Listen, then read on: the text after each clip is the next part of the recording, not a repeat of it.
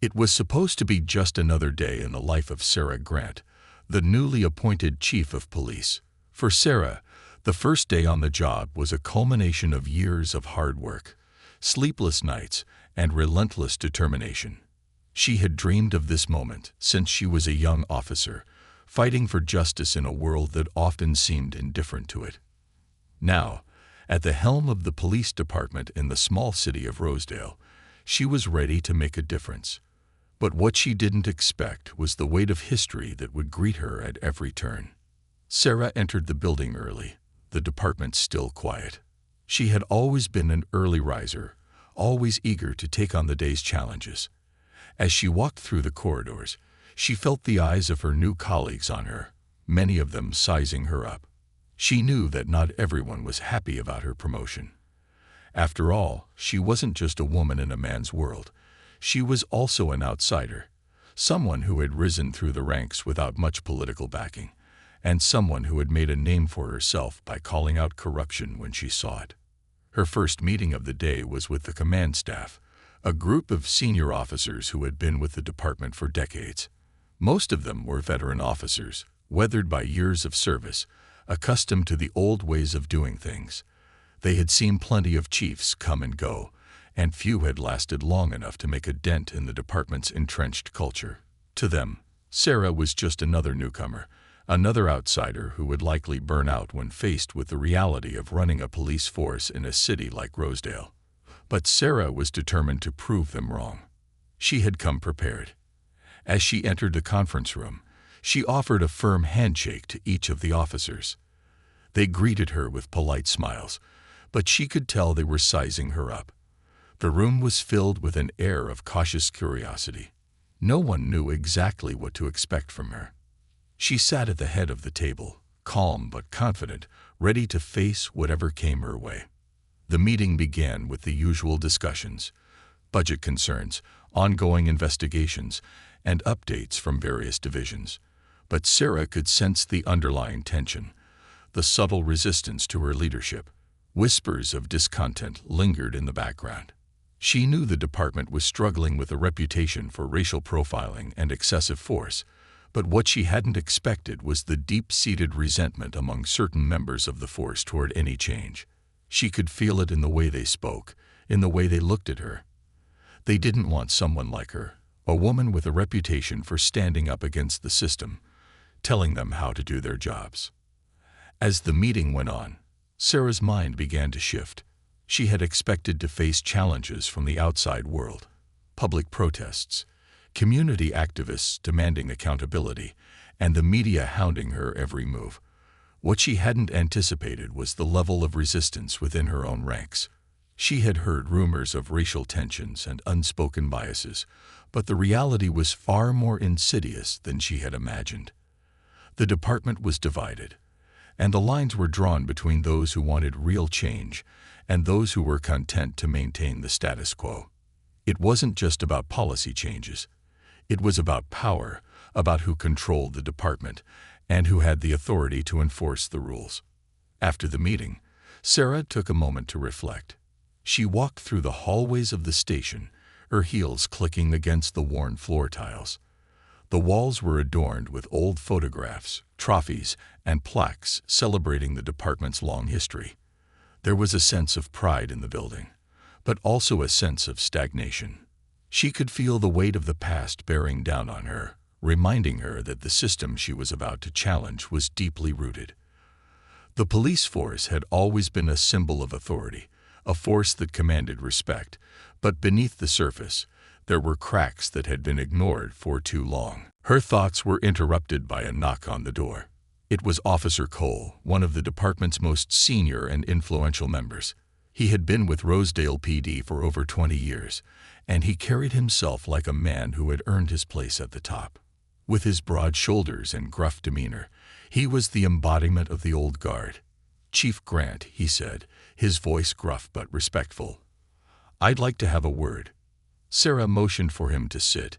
She had been briefed on his reputation. Cole was known for his no-nonsense approach, but there were also whispers about his ties to the more conservative elements within the department. Many of the younger officers, particularly those from minority communities, viewed him as a relic of a bygone era, someone who wasn't interested in change. Cole sat down across from Sarah, folding his arms across his chest. "I'll be straight with you, Chief," he said, his eyes locking with hers. "I don't know what you think you're going to do here, but you're going to find out that this department is set in its ways. People don't take kindly to outsiders telling them what to do." Sarah met his gaze, her expression unwavering. "I'm not here to tell anyone what to do, Officer Cole," she replied calmly.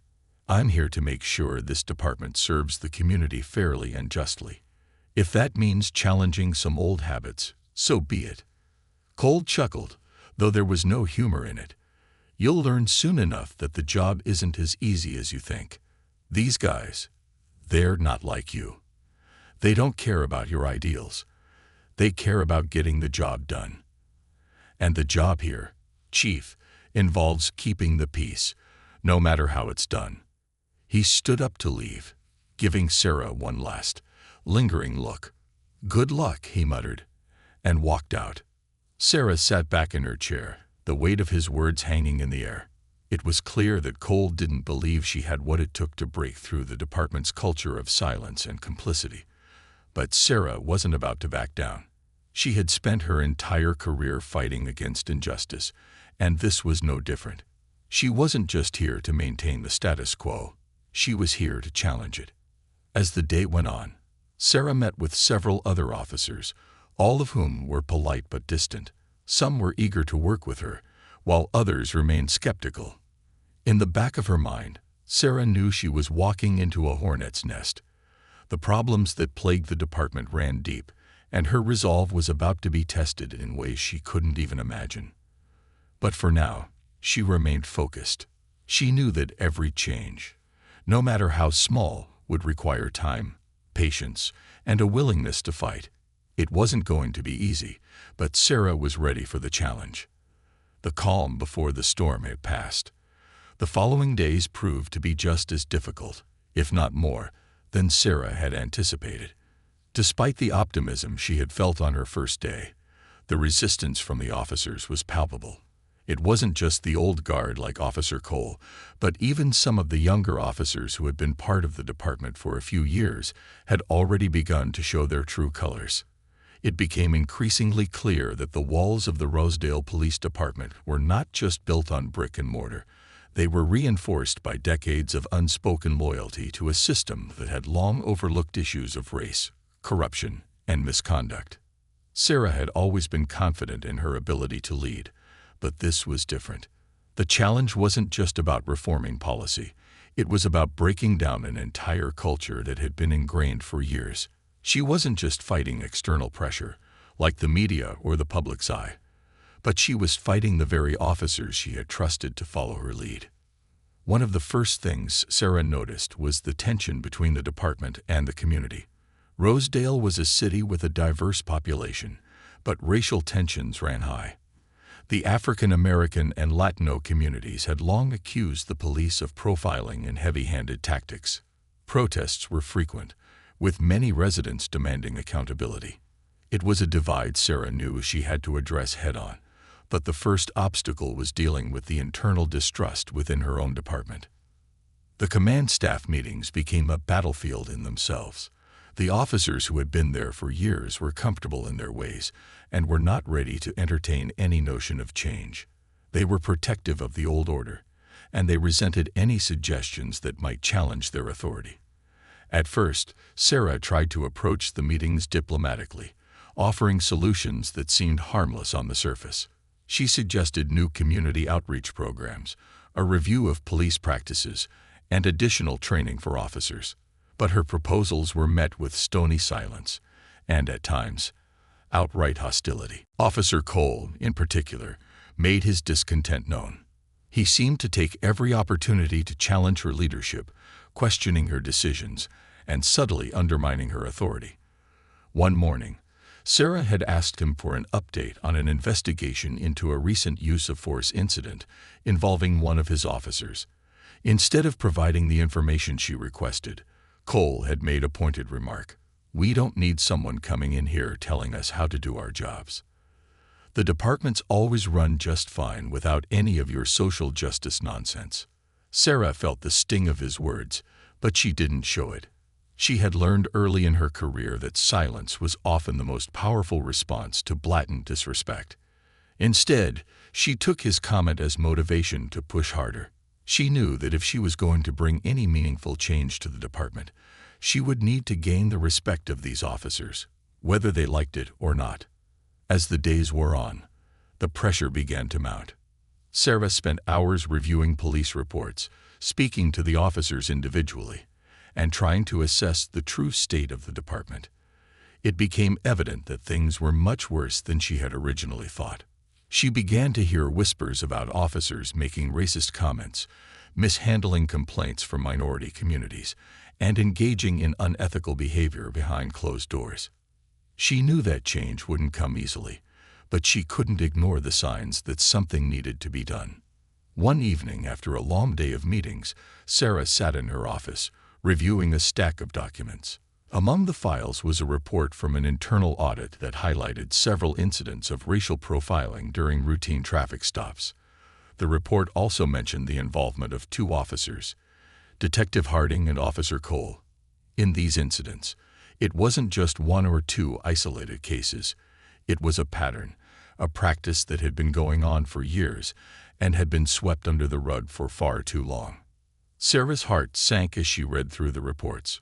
She had suspected that there were issues within the department, but seeing the evidence laid out in black and white was a bitter pill to swallow.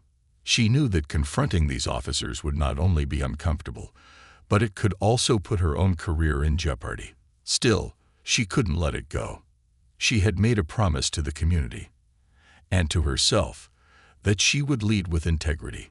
If these officers were guilty, they had to be held accountable. The next morning, Sarah gathered the command staff for another meeting. The atmosphere was tense, with the officers looking at her warily. It was clear that some were beginning to view her with suspicion, but Sarah remained calm. She didn't waste time with pleasantries. "I've reviewed the internal audit," she said, her voice steady but firm. "It's clear that we have some serious issues within this department that need to be addressed immediately." There was a moment of stunned silence before Officer Cole spoke up, his tone defensive. "What issues are you talking about, Chief? We've been doing things the same way for years, and it's worked fine." Sarah's eyes locked onto his. "No, it hasn't," she replied. "And I'm not going to sit back and allow this department to continue operating in the dark. I will not tolerate any form of racism or misconduct. If we are going to earn the trust of the community, we must first earn the trust of each other. That means holding everyone accountable." Cole's expression tightened, but he remained silent. The other officers exchanged uncomfortable glances, some of them clearly unsettled by Sarah's directness. She continued, "I'm instituting a full review of the department's practices, including a reevaluation of all active investigations involving use of force and racial profiling. And anyone who thinks they're above the law will have to answer to me." As she spoke, Sarah felt the weight of the room press down on her. The challenge ahead was monumental, and she could see that some of her officers were already considering how they would respond. She wasn't just asking for their cooperation. She was demanding it. She could feel the resistance building, but there was no turning back now. The die had been cast. After the meeting, Sarah retreated to her office, her mind racing. She knew the path she had chosen wasn't going to be easy. The pushback from her officers had just begun. But she also knew that if she didn't take a stand now, she would be just another chief who allowed the status quo to continue. She had come here to make a difference, and that meant facing the storm head-on. Outside, the city of Rosedale buzzed with tension. Protests continued, and the media was starting to take notice of Sarah's leadership. The community was divided, but Sarah was resolute. She had made her first move, and the battle for the future of the Rosedale Police Department had only just begun. The days following Sarah's bold stance were an emotional roller coaster. As the word spread about her intentions to reform the department, the city of Rosedale seemed to hold its breath. Tensions between the police and the community grew ever more palpable. The protests outside the police station became more frequent, louder, and more organized. The media, hungry for stories about the new chief, started to cover every move she made, sometimes with support, other times with skepticism. The pressure was mounting, but Sarah stood firm. She knew that the road ahead would only get more difficult, but she was prepared for the fight. Inside the department, things were just as tense. Sarah had expected resistance, but it was more widespread than she had imagined. The deeper she dug into the department's operations, the more disturbing the findings became. Sarah had spent the last few weeks reviewing incident reports, internal complaints, and even speaking to officers individually, trying to get a sense of what was really going on beneath the surface. And what she discovered was nothing short of alarming. One afternoon, as Sarah sifted through a stack of files in her office, her phone buzzed with a message from Lieutenant Miller, a senior officer she had trusted for years. "I think you need to see this. It's about Officer Harding and Cole." It wasn't long before Miller had arranged a meeting to show Sarah what he had uncovered. A series of secretly recorded phone calls between Officer Harding, Officer Cole, and a few other officers. In these calls, they openly discussed their disdain for the new chief, and, more shockingly, their casual but blatant racism. They spoke of a cleaning up of the department, but not in the way Sarah had hoped.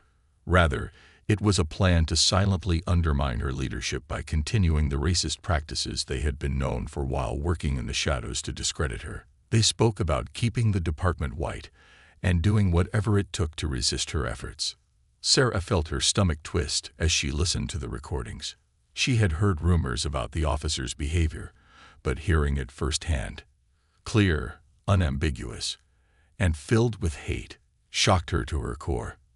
The way they spoke about the people they were supposed to protect, the way they treated the citizens of Rosedale as enemies rather than allies, it was a betrayal of everything Sarah had ever believed in. But this wasn't just a betrayal. It was a ticking time bomb, and if she didn't act now, the damage could be irreparable. She sat in silence for a long time, listening to the tapes over and over again, the weight of the decision she knew she had to make bearing down on her. She couldn't allow this kind of toxic behavior to fester within the department. She had to confront it, and she had to do it publicly.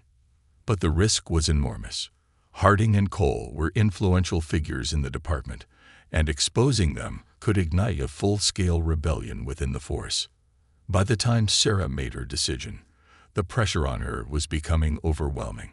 The media had picked up on the growing unrest within the department, and the community was demanding answers.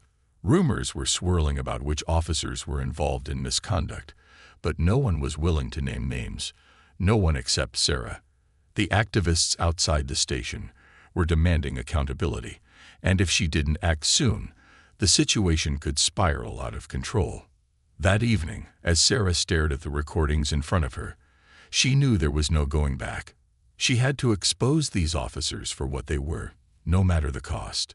She called an emergency meeting with the department's top leadership, including Officer Cole and Detective Harding, knowing full well that this would be the defining moment of her tenure.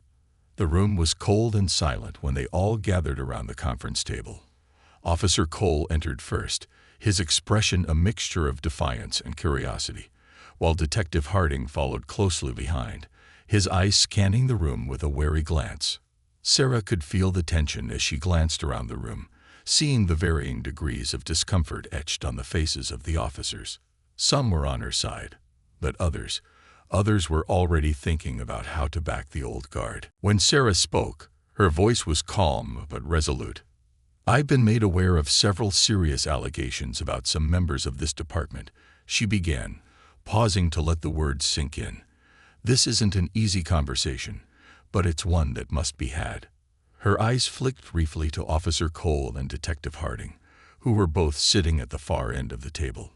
She could feel the weight of their gaze, the challenge in the air. They knew she was about to drop a bombshell. "I've listened to recordings," she continued, "of conversations between some of you. discussing plans to resist the changes I proposed and make sure that certain practices continue, practices that have no place in this department or this community. She laid the stack of recordings on the table in front of them, the sound of paper rustling filling the silence. You've been caught on tape, and I'm not going to let it slide. The room was still. No one spoke. Detective Harding's face went pale, while Officer Cole's features hardened, his jaw tightening.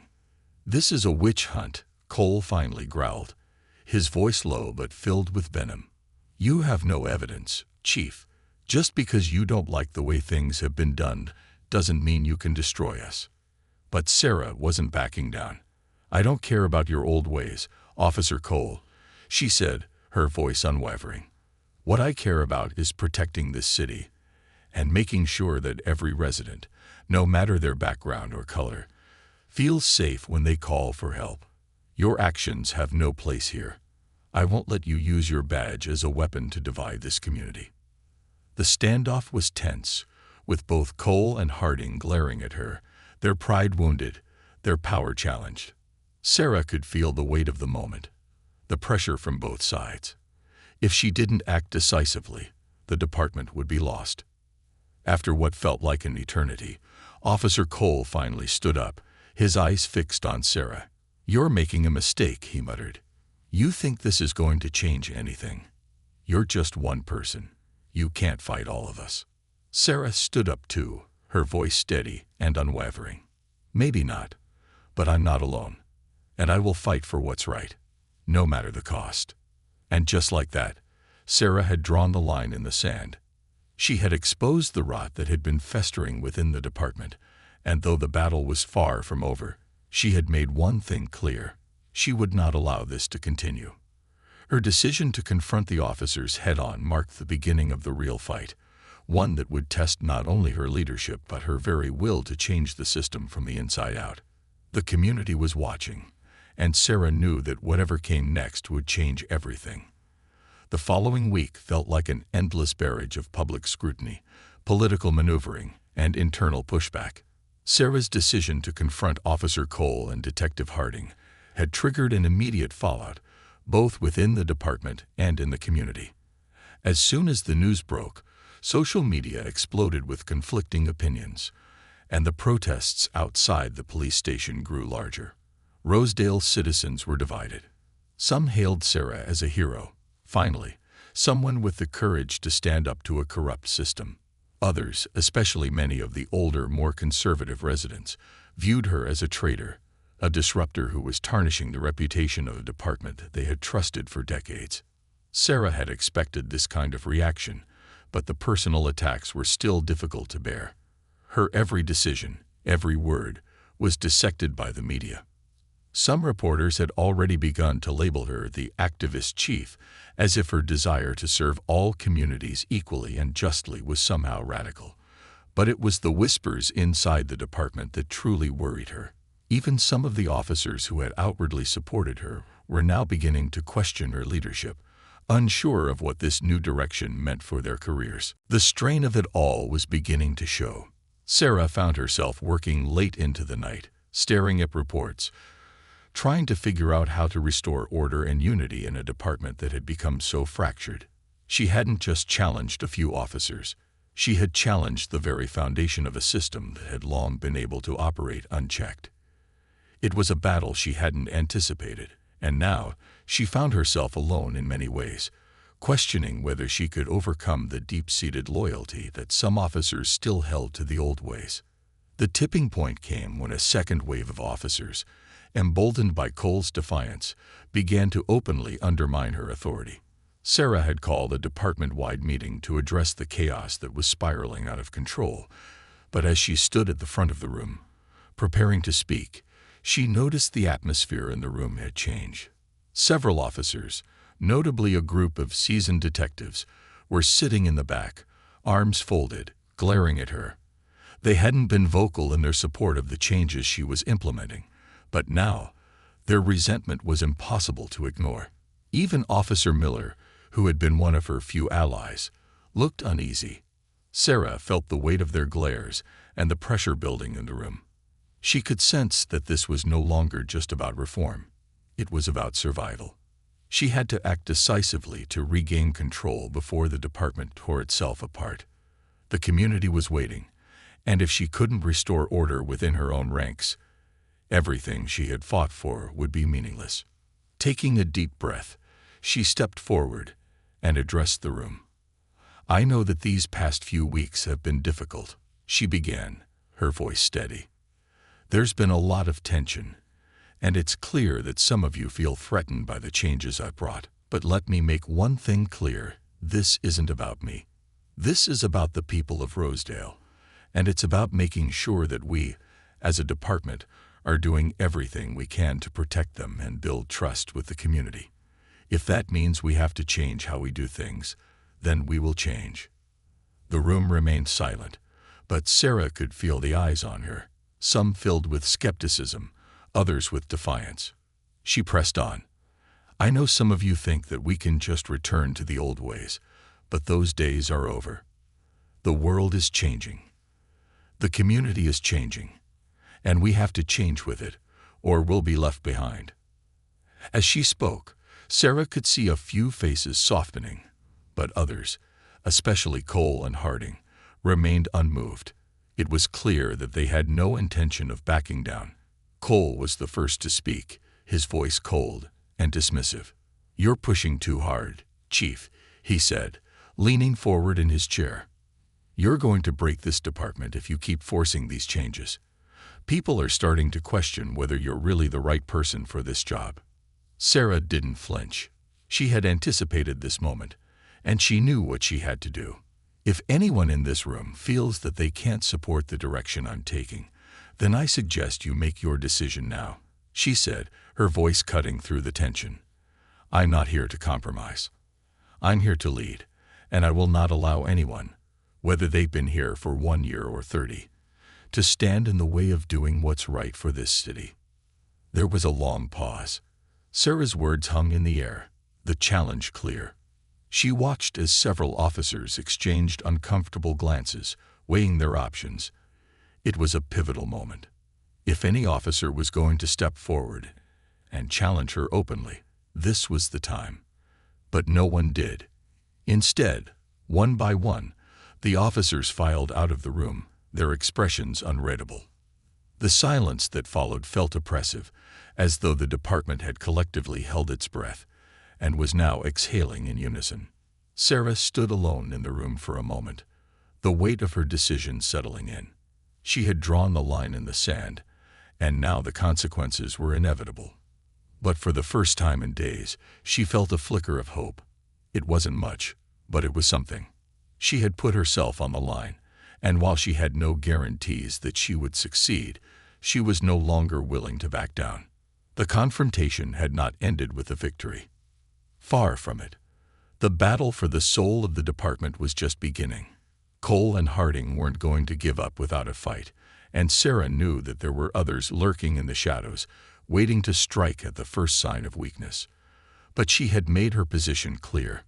She would not tolerate anyone undermining her authority or the mission she had set out to accomplish. That evening, as Sarah sat at her desk, she thought back to the early days of her career.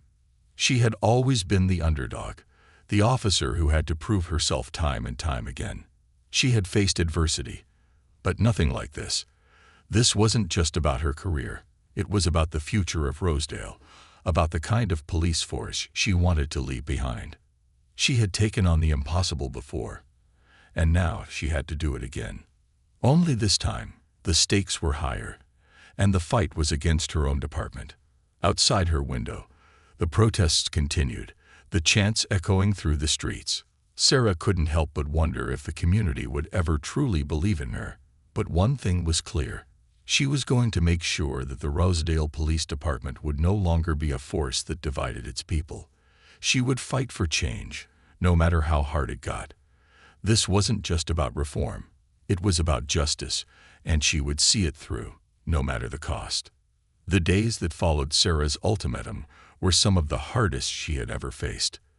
The department had fractured even further, with officers who once looked up to her now questioning her authority and their loyalty to her. The air was thick with animosity. Those who supported Sarah were now fewer, their voices drowned out by the opposition within the department. The fallout wasn't just internal. Sarah was feeling the weight of every decision, every word she spoke, as the pressure from all sides escalated.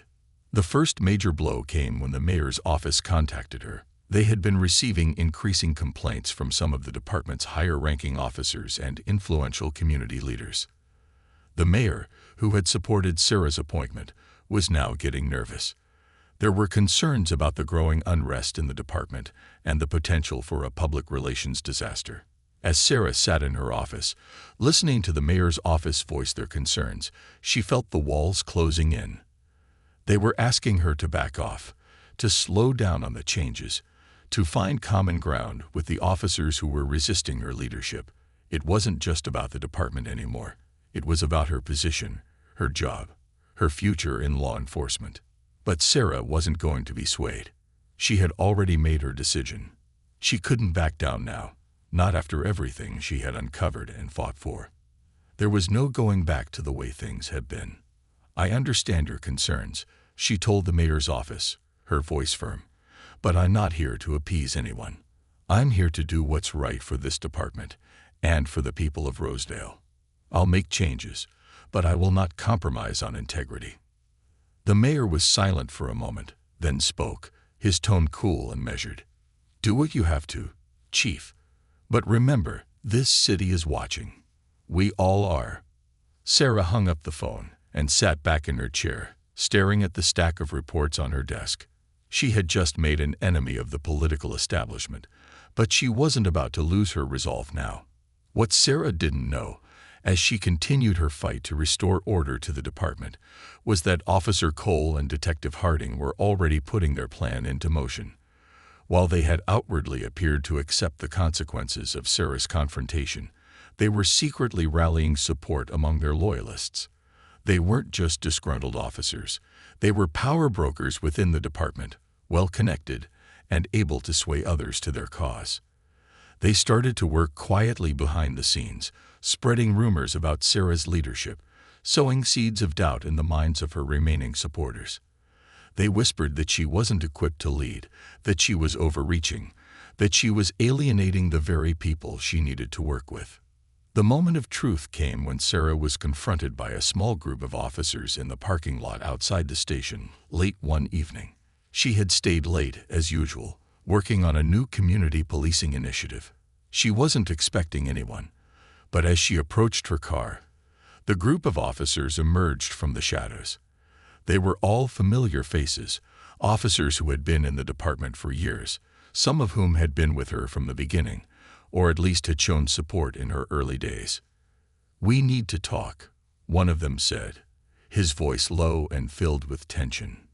Sarah recognized him immediately. It was Officer Miller, her one true ally in the department. He had always been the voice of reason, the officer who had helped her navigate the department's complex politics in the past. But tonight, he looked different, uneasy, even conflicted. Before she could respond, another officer, one of the younger detectives who had been with the department for only a few years, spoke up. "You're losing the department, Chief. Cole and Harding. They've got too many people on their side.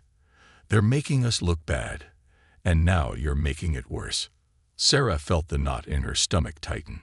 She had known this day was coming, but hearing it from someone she had trusted hit hard. She had no choice but to face the truth. "I'm not backing down," she said, her voice steady, but tinged with the exhaustion that had been eating away at her. "We need to be accountable. We can't keep pretending this department isn't broken." Miller's face softened for a moment, but then he looked over at the others who stood with him. They were all watching Sarah, and she could see the doubt in their eyes. They were torn between their loyalty to her and the pressure they were feeling from the old guard. Miller let out a heavy sigh before stepping closer. "I'm with you, Chief, but I'm telling you, we're in danger of losing everything. Cole and Harding, they're working fast. They've got people in this department, in the community, and they're organizing. You can't keep fighting this alone." Sarah swallowed, taking a deep breath. "I'm not alone," she said, her voice firmer than she felt. "But if we want to change this, if we want to stop the corruption that's been festering for years, we have to expose it, no matter the cost." But the officers weren't ready to fight that battle. Not yet. Slowly, they turned and walked away, each officer avoiding Sarah's gaze as they disappeared into the night. She stood alone in the parking lot, her mind racing. The weight of everything was suffocating her. Was she going to lose this battle? Was this city too entrenched in its own biases to ever truly change? It was in that moment that Sarah knew something had to shift. She could not fight this war alone. She would have to take her fight directly to the community. She had to go beyond the police department, beyond the walls of her office, and the suffocating politics that had been holding her back. If she was going to turn the tide, she would need the people of Rosedale on her side. The next morning, Sarah called for a public meeting, one that would involve both the community and the police.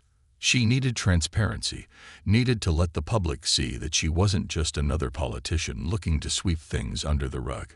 She wanted to show the city that the department wasn't beyond repair, that change was possible, but only if they worked together.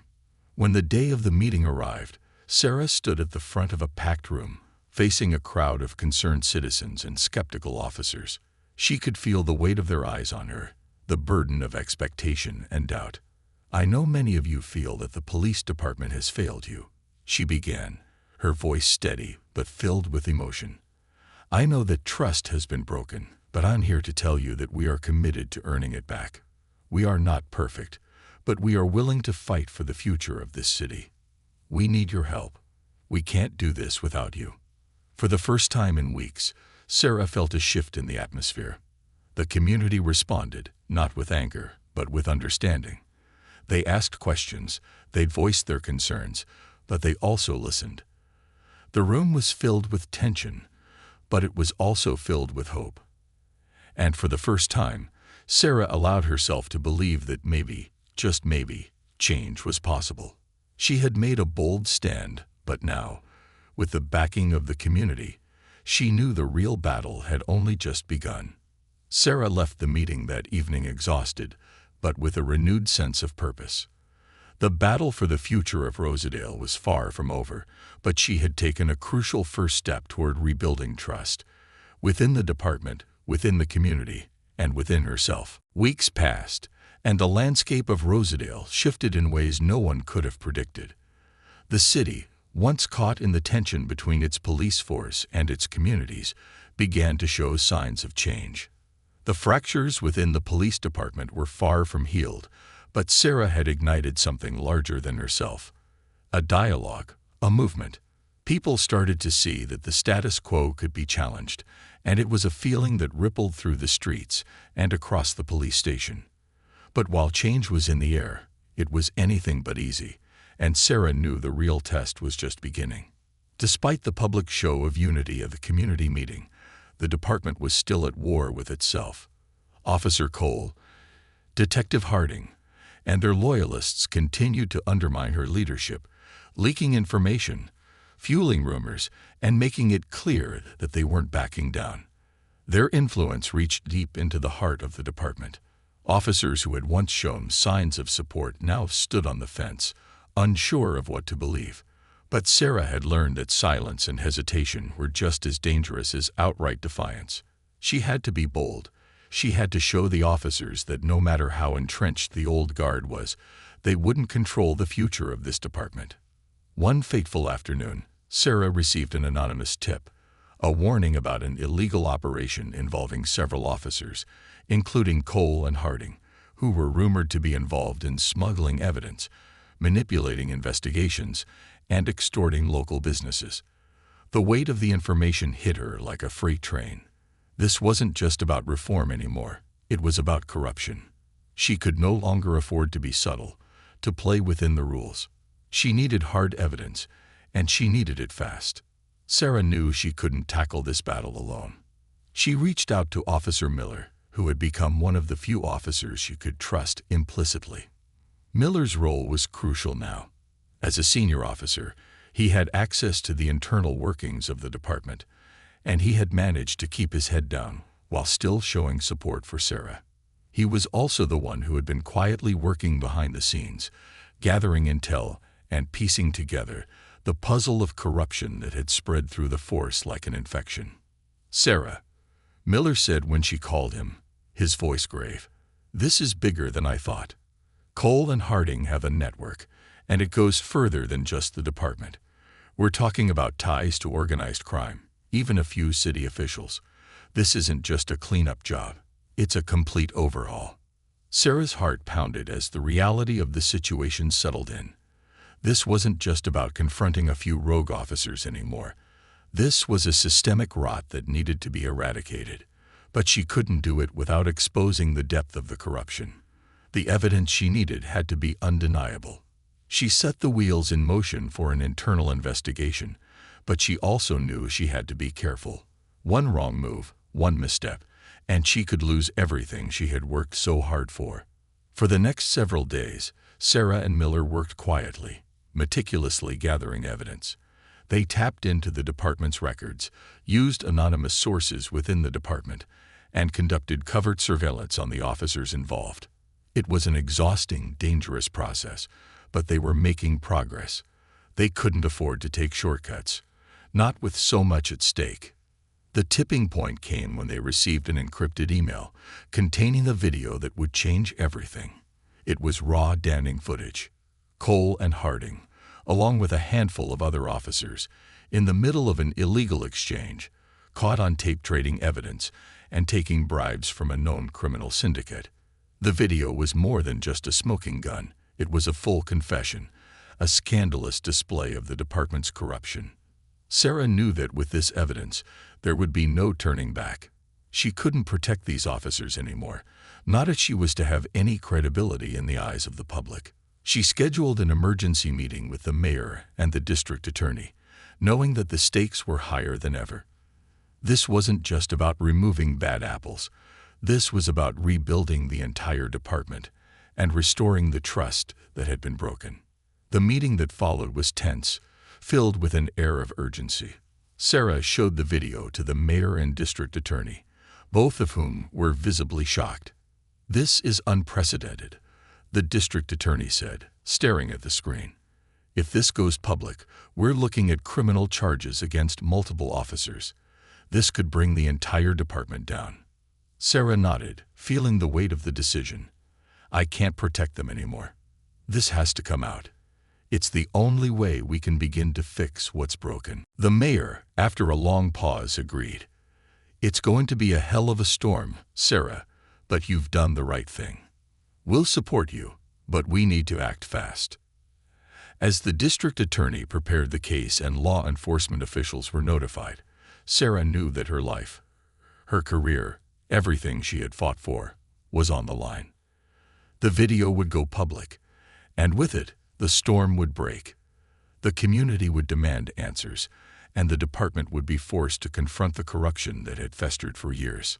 The public reaction was swift and intense.